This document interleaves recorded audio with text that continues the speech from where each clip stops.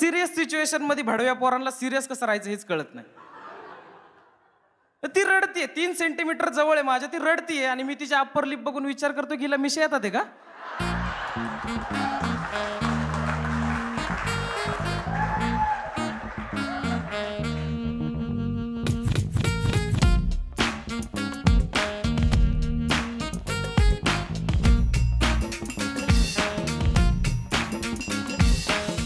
नमस्कार, कशा आहात सगळे.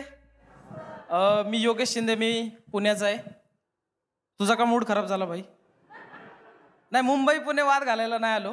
अरे रांगणेकरसाठी एकदा जोरदार टाळ्या. फेवरेट कॉन्टेंट क्रिएटर आहे माझा. तर तुमच्यापैकी किती लोक मॅरिड आहेत? जरा आवाज करा. गर्लफ्रेंडला घेऊन आले का तुम्ही? थोडा जोरात आवाज करा. मॅरिड किती लोक आहेत? आणि सुखी किती लोक, सिंगल किती लोक आहेत?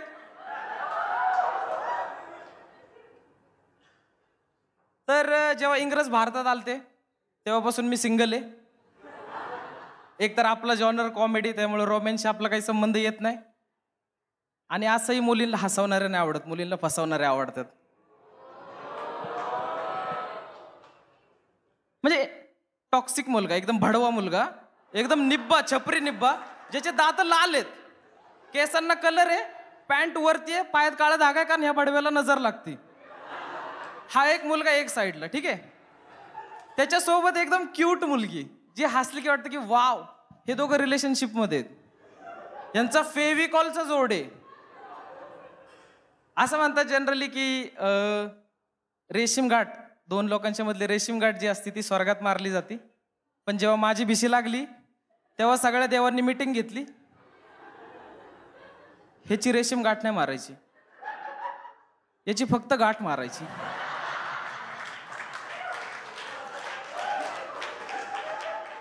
बरं, एवढं करून पण नशिबाला वाटलं की मी कुठंतरी हसल बरं का, म्हणून त्याने इंजिनिअरिंगला पाठवलं मला. पण कॉलेजच्या पहिल्याच दिवशी एक चांगली गोष्ट झाली, मला प्रिया दिसली. ती जशी दिसली तेव्हा मी ठरवलं की इंजिनिअरिंग आपली नाही झाली तरी चालेल, पण प्रिया आपली झाली पाहिजे. ती निघून गेली आणि मी पटकन मोबाईल ओपन केला, गुगलवरती सर्च केलं. लहान मुलांचे पाळणे एवढे पण महाग नसतात, खर्च फक्त डायपरचा असतो. बरं, प्रिया आणि योगेश मिळून तुम्हाला प्रियश नाव कसं वाटतं? असंच असतं, माणसाने खड्ड्यात पडावं पण प्रेमात पडू नये.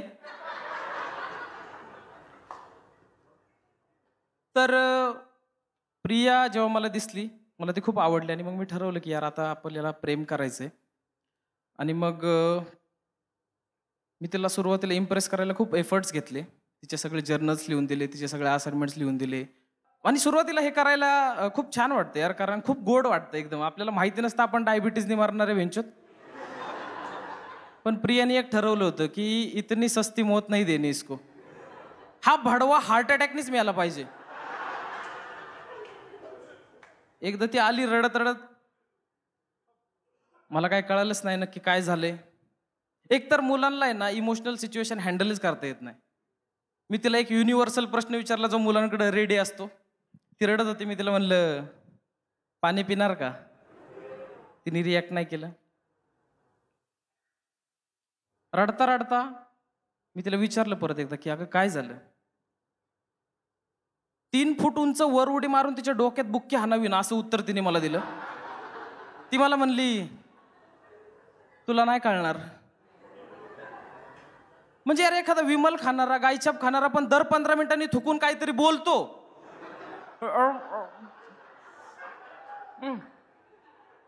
काय म्हणणार, ही गिव्ह अप करायलाच तयार नाही यार. अरे पण तूच काल स्टेटस टाकलं होतं ना, कम्युनिकेशन इज द की. मग आता बोल. पण मग मी इग्नोर करू शकलो नाही, कारण मी तर प्रेमात होतो. एकतर सिरियस सिच्युएशन मध्ये भडव्या पोरांना सिरियस कसं राहायचं हेच कळत नाही. ती रडतीये, 3 सेंटीमीटर जवळ आहे माझ्या, ती रडतीये आणि मी तिच्या अप्पर लिप बघून विचार करतो की हिला मिशा येतात आहे का.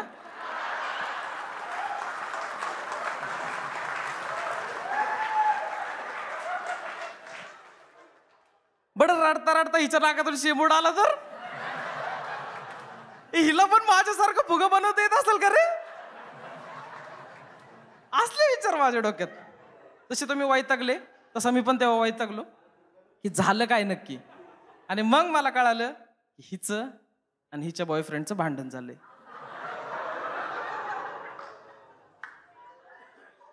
पोटात गोळा आला, इथं कपाळात पण काहीतरी आलतं.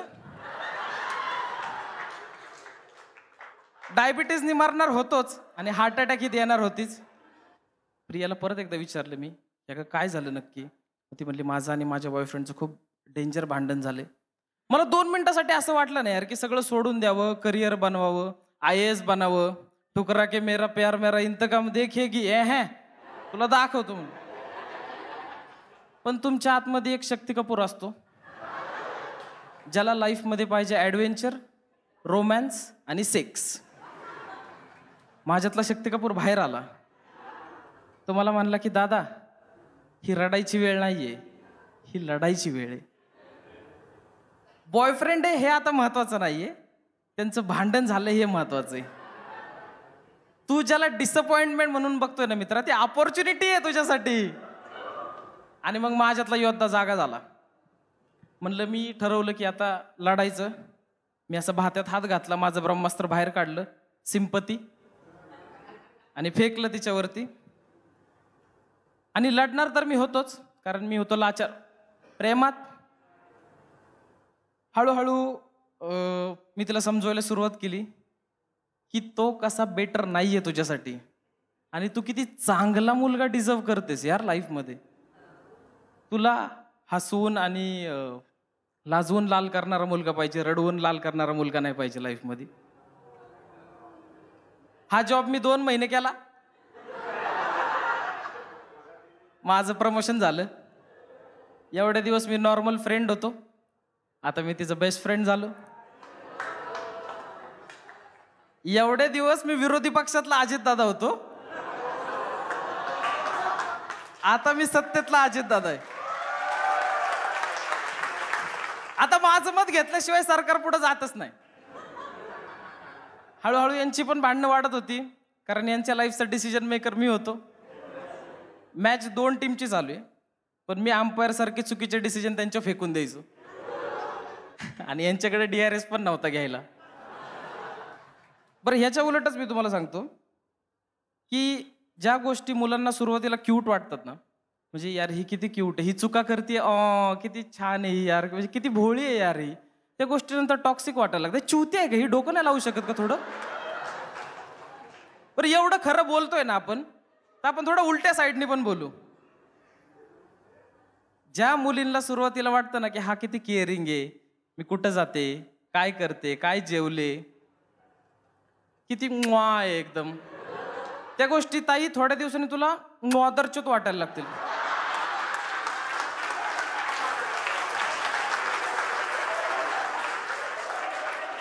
की आता मला का हा विचारतोय, मला फ्रीडम नाही, मला स्पेस नाही ना माझ्या लाईफमध्ये, मी काय नाही करू शकत. पण रिलेशनशिपची एक चांगली गोष्ट असते मुलांमध्ये की मुलांना मॅच्युरिटी येते, म्हणजे त्यांचा ग्रूमिंग सेन्स वाढतो. नाही तर एवढे दिवस माझ्याकडे एकच चप्पल होती जी मी संडासाला पण घालायचो, जी मी मित्रांसोबत बाहेर जायला पण घालायचो, आणि लग्नात शेरवानीवर पण तीच घालायचो. आणि जनरली काय होतं की एक चप्पल जी आहे ना ती मुलांना 350 वर्ष टिकती, कारण मुलं गाडी थांबवायला ब्रेक दाबतात.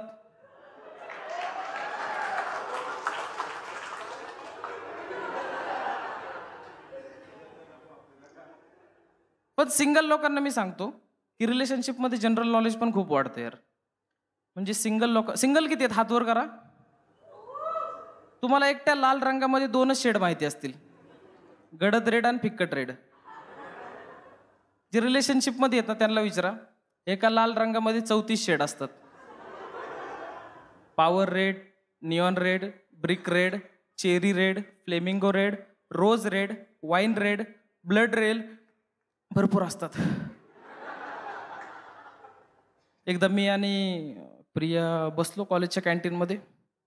मला जबरदस्त भूक एक तर मुलं एका टायमाला एकच मूड हँडल करू शकतात. भूक लागली, संपला विषय. मी तिला विचारलं की काही खाणार आहेस का? तिने उत्तर नाही दिलं. तिची टेबलवर नखं आपटत बसली. मी जाऊन 2 डोसा सांगितलं आणि परत टेबलवर येऊन बसलो. तिने डायरेक्ट मला एक क्वेश्चन विचारला, तू नक्की प्रेम करतोस ना माझ्यावर? मी म्हणलं हो करतो. आता हा ट्रिक क्वेश्चन आहे. ह्या क्वेश्चनचं तुम्हाला होच उत्तर द्यायचं आणि याच्यानंतर येणार आहे क्वांटिटी. ठीक आहे,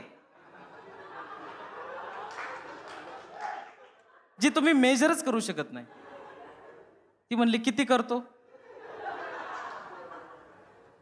मी 2 मिनिटं फ्लॅशबॅक मध्ये गेलो आणि मागच्या 8 दिवसातले सगळे कांड आठवले.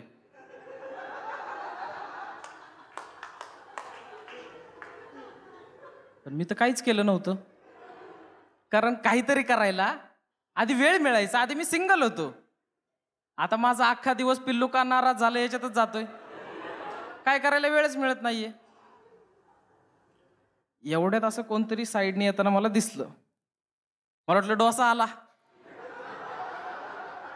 एक मुलगा अचानक येऊन बसला टेबलवरती. त्यांनी एकमेकांना हाय हॅलो केलं. माझी ओळख करून दिली. म्हणली हा योगेश माझा बॉयफ्रेंड आणि हा राहुल माझा मित्र. हे राहुल नावाचे भडवेच असतात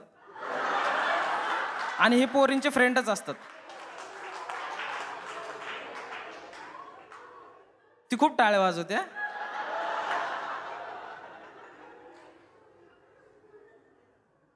आणि हे दोघं गप्पा मारायला लागले. फुल दात काढतात एकदम माझ्या समोर. एकतर मी बसलोय, माझ्या समोर येऊन माझ्या गर्लफ्रेंडची दात काढून गप्पा मारतोय. मला सहन नाही झालं यार. मी डायरेक्ट टेबलवरती हात आपटले, उभा राहिलो. म्हणलं ए काय खाणार आहेस का दादा तू? तो म्हणला सुखी भेळ. मी आपला लाचार प्रेमात गेलो, त्याच्यासाठी एक सुखी भेळ सांगितली. मी आलो तरी यांच्या गप्पा संपत नव्हत्या. अचानक काय केलं राहुलनी, तिचा हात असा हातात घेतला आणि म्हणलं वाव नाईस नेल आर्ट. मला काही कळलंच नाही 1 मिनिटासाठी. मी बधीर झालो. मी असं समोर, राहुल बाजूला. तिने माझ्याकडे असं बघितलं. थँक्यू. तिच्या नजरेत मला कळालं. मला आधी वाटत होतं हा भाडवा कधी उठून जातो इथून, पण मला आता असं झालं ना की हा उठून नाही गेला पाहिजे. आणि मला पटकन क्लिक झालं की तिने मला का विचारलं तू माझ्यावर किती प्रेम करतोस? कारण जी गोष्ट मी नोटीस करायला पाहिजे होती ना, ती राहुलने केली माझ्या आधी. आणि एवढं करून शांत नाही बसला, भडव्यानी कॉम्प्लिमेंट दिली. त्या टेबलवरती मला आयुष्याची एक मोठी शिकवण मिळाली की फक्त साधा डोसा हाच साधा असतो आणि फक्त सुखी वेळ हीच सुखी असते. कारण राहुल साधा नाहीये आणि ह्या दलिंदरमुळे मी सुखी नाहीये. जसा राहुल उठून गेला, हिनी जे मला घ्यायला चालू केलं भाई, अर तुला कळत नाहीये का मी एवढं खर्च केलं, तू नोटीस पण नाही केलं, तुझं प्रेमच नाहीये माझ्यावरती. कांदा लसूण भरपूर काय काय बोलली.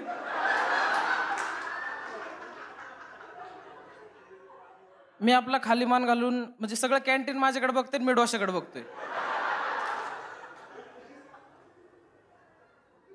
आणि मग परत एकदा सिरियस सिच्युएशन मध्ये सिरियस नाही राहता येत पोरांना.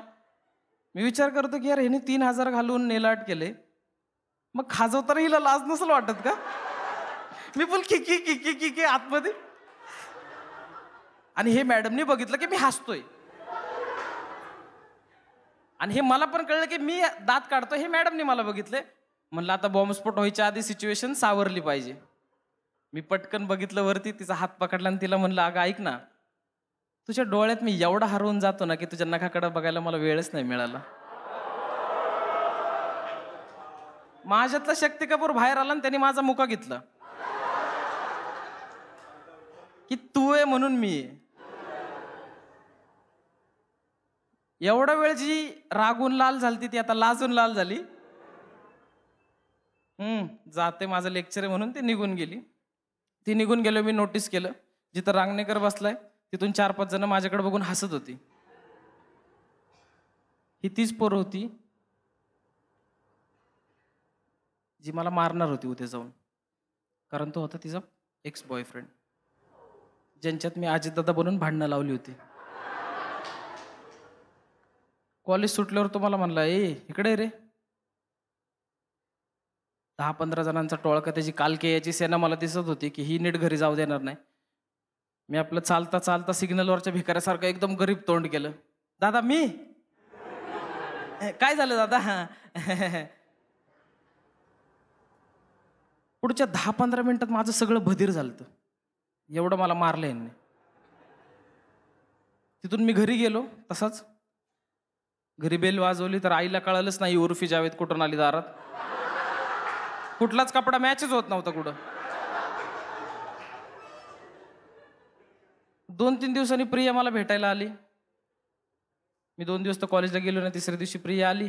मला असला राग आला ना तिला बघून, हिच्यामुळं मी सुजलोय यार. म्हणजे ही परत तोंड घेऊन माझ्याकडे मला भेटायला आली. पण रागावणार कसं ना, आपण तर लाचार प्रेमात.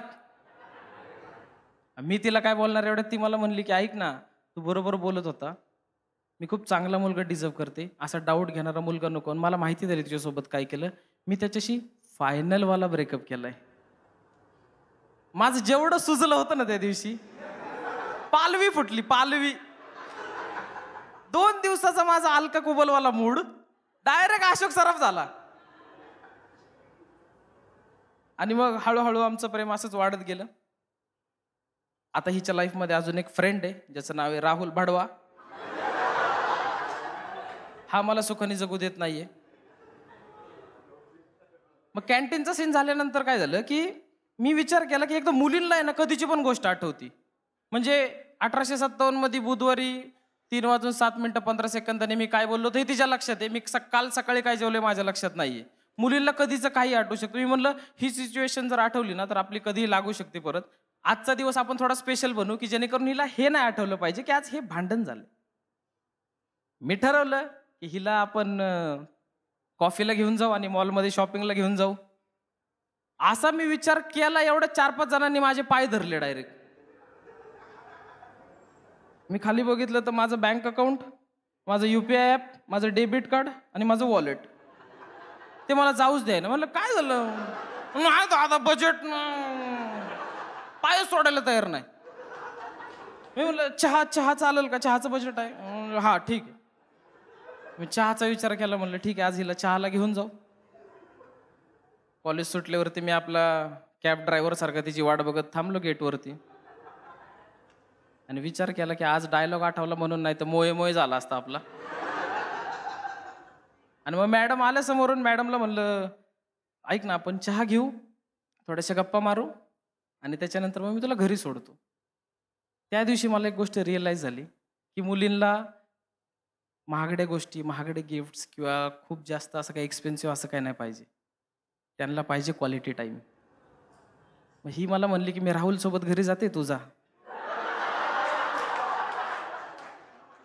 हिने हिचा क्वालिटी टाईम निवडला. मी घरी आलो. दिवसभर टेन्शनमध्ये. रात्रीचा मेसेज आला हाय. मी म्हणलं हाय. ती म्हणली काय करतोस? मी म्हणलं एका दगडात 2 पक्षी मारावे. मी म्हणलं मी वेट करतोय की राहुल तुला कधी सोडतोय, याचा सोडतोय कॅपिटलमध्ये. ती म्हणली म्हणजे? म्हणलं काय नाही जाऊ दे. ती म्हणली तू डाऊट घेतोय का माझ्यावरती? म्हणलं नाही. ती म्हणली नाही मग राहुल बरोबरच बोलत होता. मला सेन्सोडाईनची ॲड आठवली.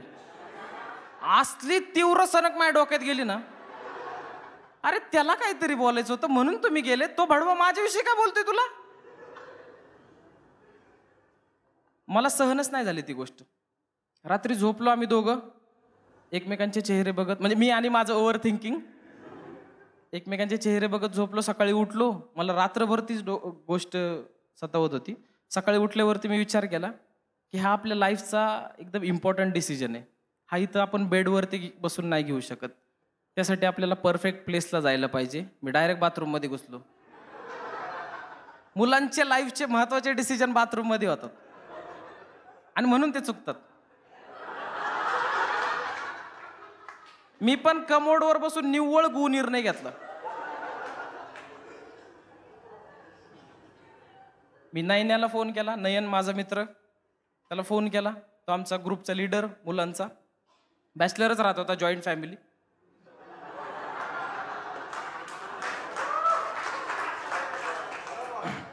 नाईनाला फोन केला, म्हणलं नाही यार, एक राहुल म्हणून पोरगा आहे माझ्या लाईफमध्ये, लय प्रॉब्लेम क्रिएट करतोय. सगळं त्याला सांगितलं. त्यानंतर जे नाईने मला बोलला ना, मला एकदम त्यात आपलेपणा वाटला. नाईने मला म्हणला, चुत्या आहे तू, रूमवरती आपण बघू काय ते. म्हणलं ठीक आहे. मला समाधान वाटलं की यार कोणतरी आहे की जी माझी व्यथा ऐकून घेते, जे मला हेल्प करेल या सगळ्या गोष्टींमध्ये. पण हे समाधान जास्त वेळ टिकलं नाही. मला नाईन्याचा फोन आला. मी म्हटलं हॅलो, बोल ना. मला म्हणला एक काम कर, येताना एक 8-10 बियर आणि 2 ॲडव्हान्सचे बॉक्स घेऊन ये. म्हणलं ठीक आहे. बियर घेतल्या. जसा गाडीला स्टार्टर मारला, गाडी काय पुढं जायना, मी किती रेस करतो तरी मागं वळून बघितलं, 4 जणांनी गाडी धरली मागून. माझं बँक अकाउंट, माझं UPI ॲप, माझं वॉलेट आणि माझं डेबिट कार्ड. नाही दादा, 8-10 बियर कुठं असतात का, बजेट आउट ऑफ बजेट. म्हणलं यावेळेस जाऊ द्या, यावेळेस प्रियाचा विषय. मी कसं सगळं घेऊन नाईनाच्या घरी गेलो, पसारा घेऊन. रूमवरती गेलो, सगळे बॅचलर राहत होते. रूमवर जसं गेलो तसे सगळे पारंब्या वगैरे बाजूला काढले. असं 4-5 वटवागळं बाहेर आले त्याच्यातून. 4 जण असे लोळत होते. 1, 2, 3, 4 स्टेप करून पुढे गेलो. नाईनाला सगळं सांगितलं, नाईना असं असं सीन आहे, एक मुलगा आहे, खूप त्रास देतोय मला यार, माझं रिलेशनशिप त्याच्यामुळे खराब व्हायला लागले. एका प्रश्नात नाईने माझा मॅटर सोडवला. नाईने आलाय बरं का भाडवा. नाईने उभा राहा.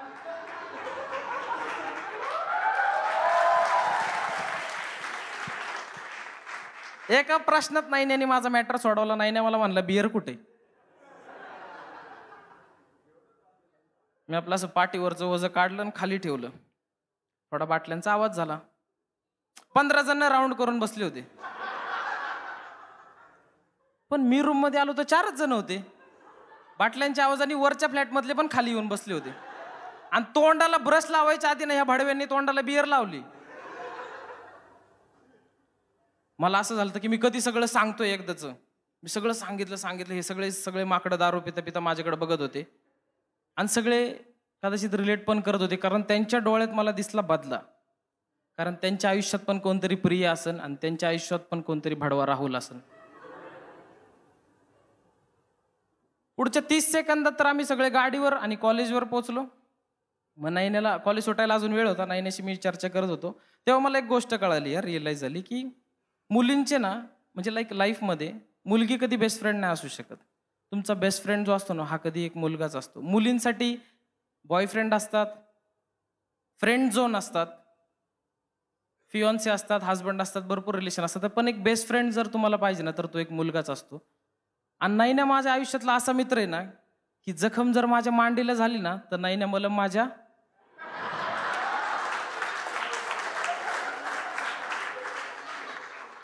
असले चुत्या सोल्युशन देणार ना, की प्रॉब्लेमची आई गावाला निघून जाते डायरेक्ट.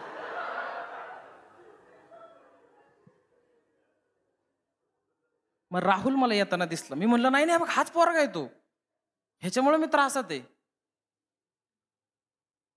मग जसं मला बघितलं, माझ्या मागे ही काल याची सेना बघितली, तो असा खेकड्यासारखा तिरका चालायला लागला. मी त्याला म्हणलं ए इकडे रे. मी काय झालं दादा, अशी त्याची कॉलर धरली. म्हणलं भडवे, सिग्नलच्या भिकाऱ्यासारखं तोंड करू नको, तुझ्या आतला शक्ती कपूर मला चांगला माहिती आहे. Thank you guys, thank you so much.